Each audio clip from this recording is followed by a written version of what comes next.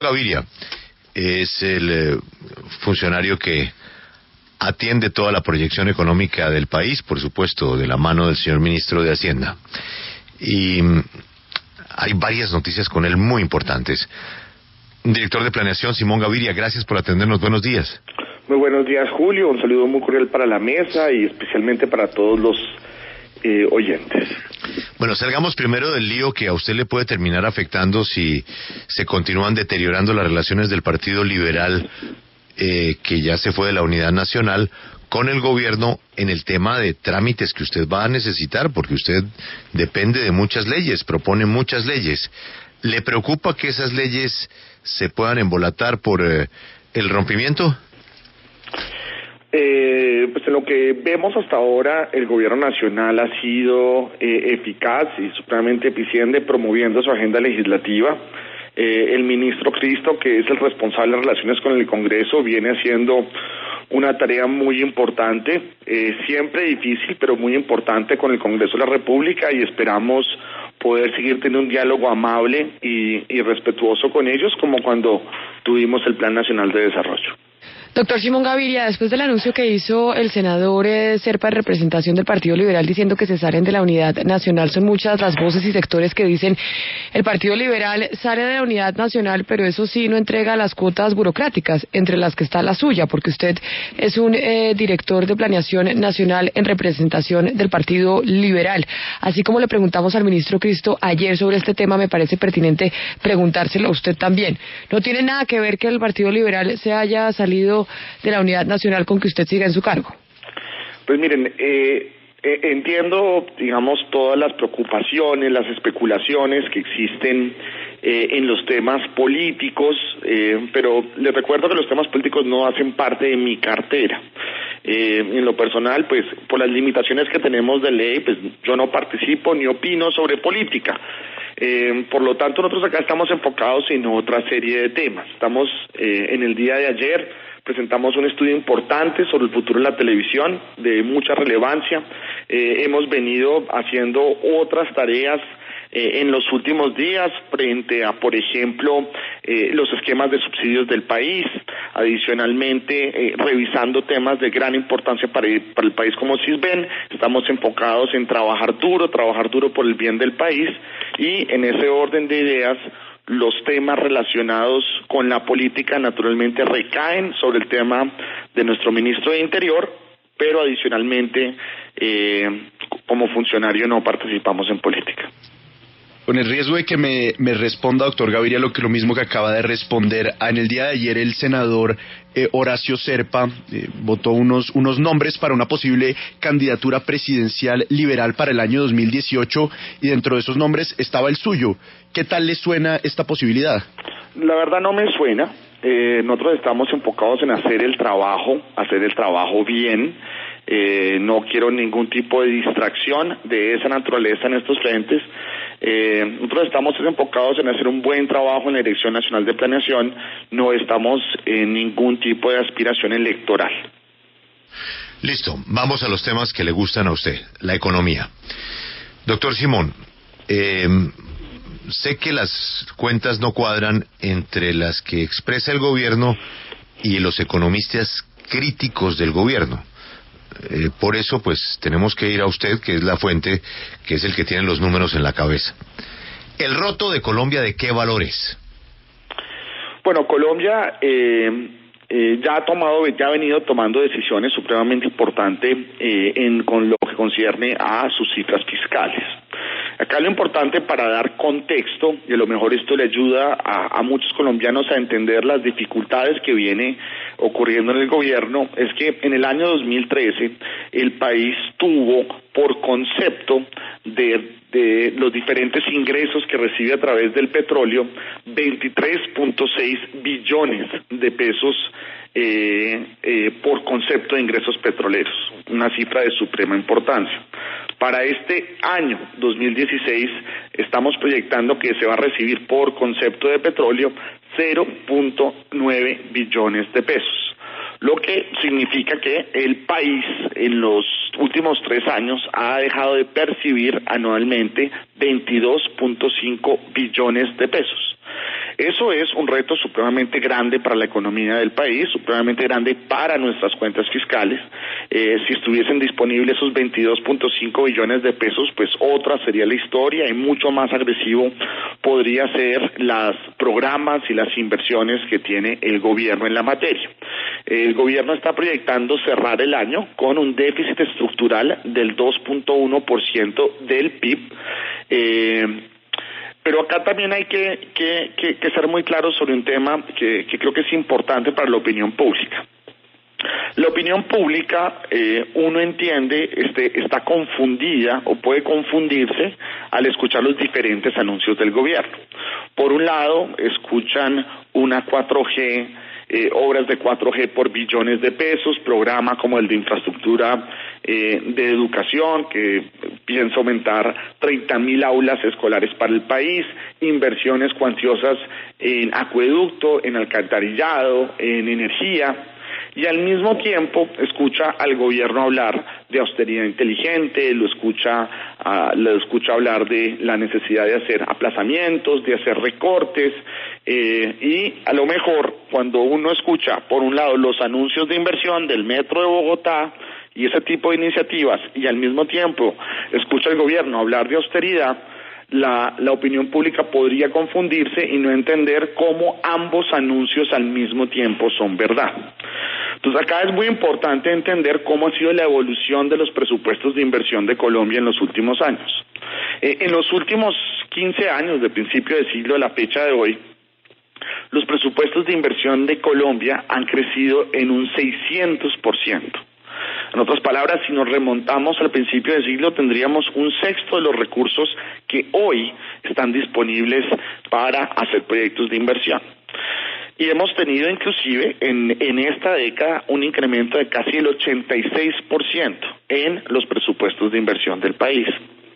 Bajo ese orden de ideas, ambas cosas que están ocurriendo son verdad. El gobierno está haciendo inversiones y transformaciones supremamente importantes, como puede ser el programa 4G o las inversiones de educación, que son muy cuantiosas, y al mismo tiempo está preparándose para un periodo que podríamos llamarlo de vacas flacas, pero otra manera de verlo es como una meseta. Para ajustarnos y compensar la caída de precios de petróleo, el país tiene que sostener de acá por unos años presupuestos de inversión que sean relativamente estables. Y ese auge, ese ritmo al cual veníamos creciendo, de una manera u otra perdemos ese impulso y nos quedamos estables en presupuestos oscilantes entre 40 y 43 billones de pesos en lo que concierne inversión. Doctor Gaviria, le doy la fuente porque debo advertir que es una voz muy crítica de todo lo que pasa en este gobierno. Fernando Londoño Hoyos. Para él, el hueco es de 180.000 billones de pesos. Lo que él dice es que la cuenta corriente de la nación está desocupada. O sea, el balance entre ingresos y egresos externos, esto es lo que resulta de comparar exportaciones con importaciones y agregarle al sumando lo que aparece calculando la inversión recibida con lo que desinvertimos en moneda extranjera. Ese déficit en cuenta corriente hay que solucionarlo, porque bueno, no se puede endeudar indefinidamente cuando no se produce con qué pagar. Y a cifras de hoy está en el 7% del PIB, o sea, 56.000 billones, más el petróleo, más el hueco, a él le da 180.000 billones.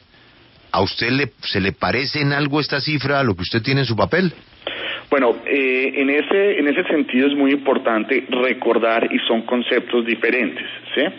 Un concepto es el concepto relacionado con las cuentas fiscales, en otras palabras, responsabilidades que la nación tiene que pagar, que tiene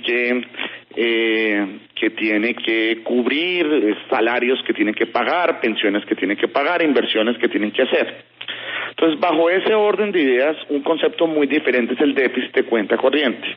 El déficit de cuenta corriente no es malo ni es bueno. es lo que es. En lo que tiene razón el doctor Fernando Londoño es que el déficit de cuenta corriente es un riesgo que tiene la economía colombiana. Y cuando nosotros evaluamos, por ejemplo, este déficit de cuenta corriente frente al choque reciente que acabamos de tener en lo que concierne la caída del precio del petróleo, digamos la aceleración de la economía global, este déficit de cuenta corriente que estaba al 5% del PIB, aumentó en 1.6% y en el choque fue de un tamaño muy importante. Hoy ese déficit de cuenta corriente se ubica en 6% del PIB. ¿Qué significa eso? ¿Y por qué es importante entender que aunque es peligroso, y yo explico por qué, no es necesariamente malo? El déficit de cuenta corriente no es exclusivamente los temas relacionados con deuda de la nación, ¿sí? En el déficit de cuenta corriente tenemos que ser conscientes también que un país que está creciendo mucho, un país que recibe inversión extranjera directa, de lo cual muchos extranjeros están invirtiendo en Colombia, están creyendo en el país, están apostando en el país, pues no solo están las exportaciones y las importaciones, sino es importante también tener presente las inversiones, ¿no? Los extranjeros están invirtiendo más en Colombia que los colombianos están invirtiendo en el extranjero.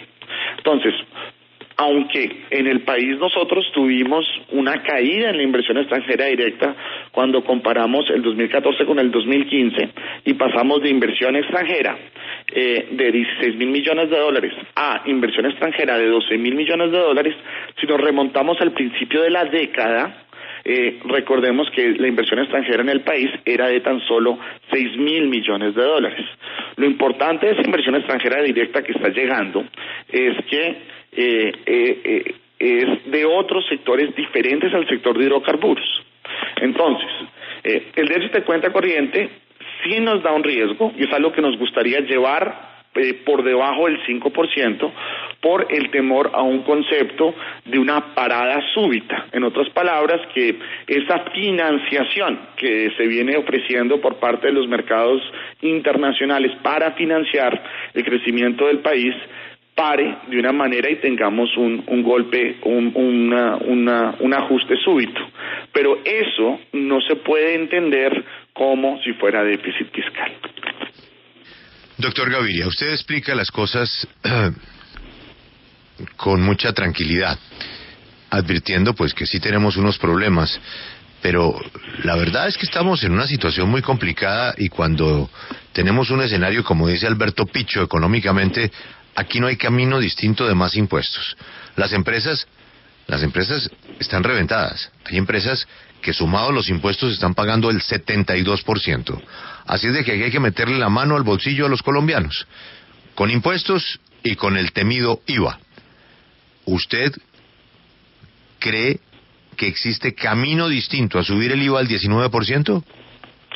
Pues Julio, varias cosas. La primera cosa es yo entiendo y comprendo supremamente bien, y a lo mejor ustedes lo pueden catalogar como consuelo de pobres, pero una cosa que tenemos que tener presente es que si bien no estamos creciendo al mismo nivel de tasas que históricamente veníamos creciendo en los últimos años, hoy Colombia, por ejemplo, si usted tomara el listado de una prestigiosa revista, como es la revista The Economist, Colombia sería la economía número 11 en el mundo de mayor crecimiento en el mundo. Y en el contexto latinoamericano, pues Colombia sería la segunda de mayor crecimiento económico de la región, después del Perú. Adicionalmente, en el 2015 Colombia tuvo récord y fue la economía de América Latina que tuvo más tasa de inversión como porcentaje del PIB. Sin duda hay retos fiscales, en esto le tengo que ser muy franco, Julio. El Ministerio de Hacienda no nos ha compartido sus planes en lo que concierne reforma tributaria. Digamos, le tengo que ser muy franco, conozco lo mismo que conocen ustedes. El Ministerio de Hacienda en este momento está trabajando muy intensamente esta iniciativa de reforma tributaria y nosotros estaremos pendientes en su momento, cuando nos la compartan, sobre sus reflexiones. Doctor Gaviria, el analista muy autorizado, don Ricardo Ávila, dice, hablando del sector productivo en Colombia para este año, que ni muy mal ni muy bien. ¿Usted está de acuerdo? Pues yo creo que esa es una manera muy razonable de ver las cosas. Recordemos nosotros que este crecimiento que está experimentando Colombia, el 3.1%, cuando lo comparamos con la región. Recordemos que América Latina como región estuvo en recesión técnica el año pasado, creció al menos 0.4%, que países pues como Venezuela, como Brasil, como Ecuador estuvieron en recesión, y que la verdad los países que sacan la cara por la región son países de la Alianza Pacífico, como pueden ser Chile, que creció el 2.1, México, que creció el 2.5, y los peruanos que crecieron al 3.3. Entonces, la economía colombiana viene avanzando, ¿sí? Tenemos brotes de inflación, que sin duda es preocupante, pero seguimos teniendo una inversión extranjera directa importante, mientras tengamos una tasa de inversión como porcentaje del PIB de 29.6%. Le recuerdo que esa tasa al principio del siglo era 14%. Estamos muy por encima del promedio latinoamericano de 22.8% del PIB. ¿Por qué la tasa de inversión como porcentaje del PIB es tan importante? Porque eso es lo que garantiza el crecimiento del mañana y los empleos del futuro. Vamos al tema de la televisión. El gobierno nacional va a anunciar esta semana 2 iniciativas que nos las están debiendo ya 3 gobiernos y medio. 2 de Álvaro Uribe, 1 de Juan Manuel Santos y la mitad del de Juan Manuel Santos. Es que se rompa el tema de la televisión, que hoy controlan solo 2 operadores. Se va a lanzar, y usted ayudó muchísimo en el plan de desarrollo, la reestructuración del Canal 1 para que tenga un solo operador. De esta manera se unan distintas empresas productoras y presenten una propuesta unificada. Pues seguramente serán varias propuestas unificadas y la mejor ganará. Así se recupera un Canal 1 con una programación que compita y protegiendo noticieros que hacen esfuerzos tan importantes como CMI o Noticias 1. Seguramente otros harán propuestas parecidas. Y lo otro es que el gobierno ya no le tiene miedo a la demanda del Consejo de Estado, a los ciudadanos preocupados, ni a Caracol ni a RCN. Y se va con el tercer canal. Tercer canal que ha tenido siempre un palo atravesado en la rueda por cuenta de los actuales operadores privados. ¿Cómo la ve desde Planeación Nacional? Bueno, temas muy importantes. Nosotros el día de ayer publicamos un estudio con respecto al futuro de la televisión y los medios tradicionales. En ese orden de ideas tomamos una visión prospectiva y hicimos unas recomendaciones en el estudio en torno hacia dónde deberíamos llevar la televisión. Y en ese orden de ideas hay varios temas claves que tenemos que tener presentes. El primer tema, algo sorprendente. Cuando vemos el patrón de consumo por horas a nivel mundial, ¿sí? Colombia es el segundo país del mundo que más ve video, que más ve contenidos audiovisuales. Pero en los últimos años nos ha venido ocurriendo algo que pasó de manera silenciosa y está cambiando de manera estructural la manera a través de la cual los colombianos ven este contenido audiovisual, que es que aunque somos el segundo país del mundo que más ve contenido audiovisual, los colombianos en promedio, 68% de su contenido audiovisual lo ven por Internet. Entonces, los conceptos antiguos que teníamos en el país, inclusive, Julio, si me permite decirle, cuando uno inclusive entra con más detalle a ver estos temas por rangos de edad, tenemos un reto hacia futuro aún más complejo, que es que entre los jóvenes, entre 16 y 19 años, solo el 21% de ellos ve los contenidos audiovisuales a través de un televisor. Ellos ven el resto de sus contenidos a través de televisión por internet, computadoras, tablets y smartphones.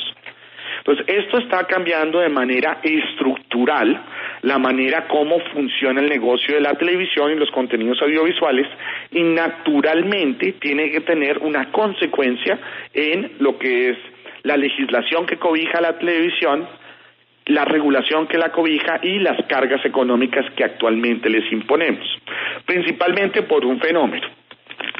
Cuando evaluamos la manera como viene evolucionando la televisión, tenemos un fenómeno ocurriendo no solo en Colombia, muy fuerte a nivel mundial, que es esto que llaman OTTs o televisión por Internet.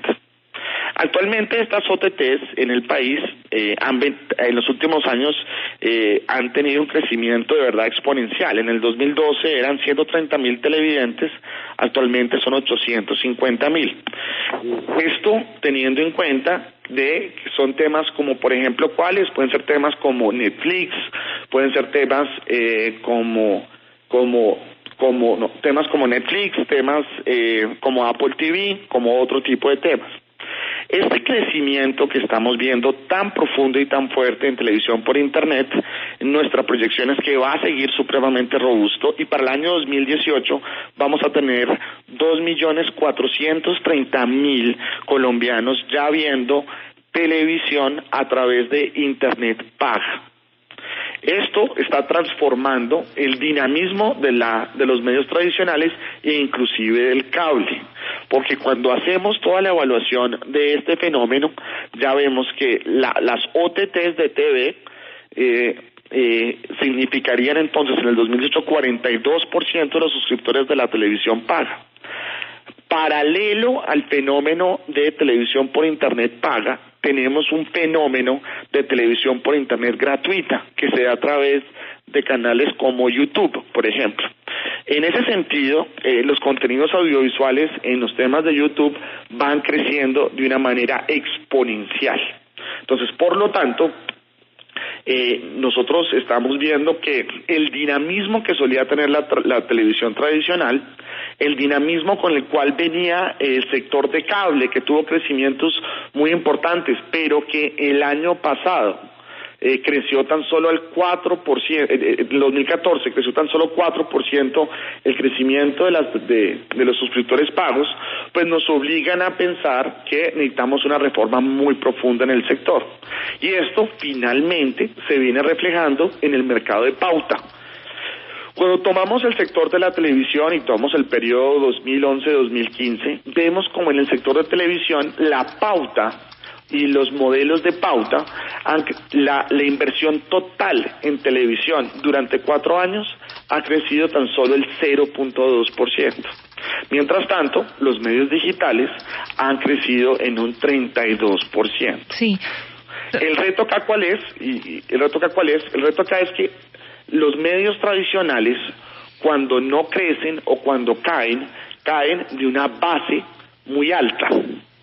Mientras tanto, cuando crecen, los medios digitales crecen de una base muy alta, lo que nos obliga a nosotros a entender que la reconversión o que la sustitución de pauta de medios tradicionales a medios impresos no alcanza a compensar. Entonces, cualquier modelo de televisión basado en esquemas de pauta a la luz de hoy no va a ser sostenible a través de los años. Sí, doctor Gaviria, precisamente con este estudio que ustedes revelan, en donde, como usted lo dice, se está demostrando que pues el negocio de la televisión tradicional está condenado al fracaso por estos contenidos gratuitos que se están dando en Internet y a puertas de la subasta del tercer canal. ¿Para cuándo entonces se debería presentar este proyecto de ley que reformaría todo el sector, entre los que se incluyen suprimir entidades o crear nuevas como la Superintendencia de las TIC? Bueno, acá lo importante, nosotros acá tenemos diferentes tiempos y al interior del gobierno planeación está diseñada para que lo urgente no mate lo importante. Planeación no tiene que lidiar con el día a día del sector como le toca al ministro Luna. Nosotros tomamos una visión de más largo plazo, ¿sí? Entonces, ¿qué es lo que vemos nosotros? Mientras vemos que la carga regulatoria de los modelos tradicionales es supremamente pesada, vemos que los operadores por Internet no tienen carga cero. Cuando vemos las cargas económicas a través de la cual nosotros vemos la televisión, lo que les imponemos a ellos en materia de televisión, pues naturalmente vemos que se les cobra por concesión, por espectro, por ingresos brutos 1.5, renta, riqueza, crédito de fuente, IVA, impuestos municipales. Mientras tanto, a la televisión por internet no se le cobra nada. Entonces, ¿qué estamos previendo nosotros en los próximos años, en los próximos meses? Poder hacer una revisión integral de la regulación y no entrar a regular o a ponerle cargas sobre la innovación de Internet, sino que queremos ver es flexibilizar la carga regulatoria que hoy tienen nuestros operadores de televisión y los modelos tradicionales. Queremos flexibilizar y disminuir la carga económica que hoy tienen los operadores tradicionales, porque al ritmo que van no van a poder competir con los fenómenos de Internet. Entonces, habiendo dicho eso, entiendo que el Ministerio de la TIC tiene que tomar decisiones urgentes sobre una serie de temas. Sí. Doctor. Y que cada día que pasa, digamos, si hoy los canales de televisión valen 1/10 parte que lo que valían en la última concesión, el próximo año puede que valgan 1/15 parte y puede que dentro de muy rápido tengan valor cero, con la actual carga regulatoria y carga económica y el actual modelo de mercado que tienen. Sí. Director, volviendo al tema macroeconómico, quisiera también preguntarle, la semana pasada veíamos cómo el Banco de la República subía nuevamente sus tasas de interés, esta vez 50 puntos básicos, y paralelo a ello también el dato de desempleo que sigue, pues que viene aumentando, ya está en dos dígitos, 10.1% pues de la población. El banco, o el equipo económico del banco hizo un ajuste en su proyección de crecimiento. ¿No es hora que el gobierno también ya haga sus ajustes en vista de que los indicadores de la economía muestran que para el 2016 se va a desacelerar? Bueno, lo que estamos creyendo nosotros está en un rango aproximado entre 2.7 y 3.3. Esto está en las líneas de expectativa del banco. Nos preocupan los fenómenos de inflación. Aunque estamos viendo algunos temas positivos en el tema de área sembrada.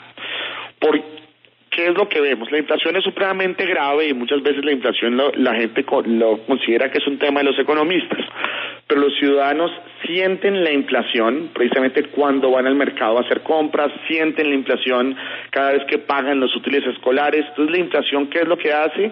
Le resta calidad de vida a los ciudadanos, por eso es tan delicada. Entonces, ¿qué es lo que pasa? Tuvimos, especialmente en estos meses, 2 fenómenos atípicos. Un fenómeno atípico es el fenómeno del Niño, que creó una presión inflacionaria en lo que concierne las cuentas de energía, las cuentas de agua. Al mismo tiempo tuvo una presión inflacionaria en lo que concierne a los precios de los alimentos, ya que puede que algunas cosechas se hayan visto afectadas. De manera paralela tuvimos un fenómeno de devaluación que lo que significó fue que la canasta de productos importados ahora es más costosa. Aún así, si nosotros tomamos y sacamos de los números de inflación la canasta importada y sacamos alimentos y sacamos regulados, que son servicios públicos, seguimos teniendo inflación por encima de la meta del Banco de la República, que estaría ubicada en 4.67 la inflación.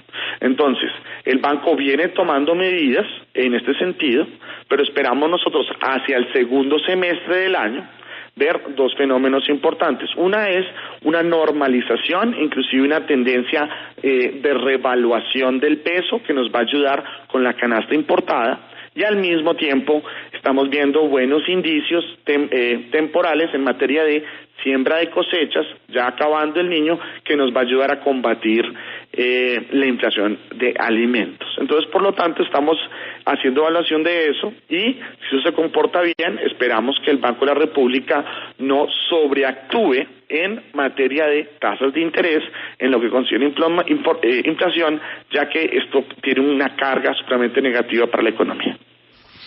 Señor Director de Planeación Nacional, gracias por su tiempo y todas estas explicaciones, y ojalá que mejoren las cosas.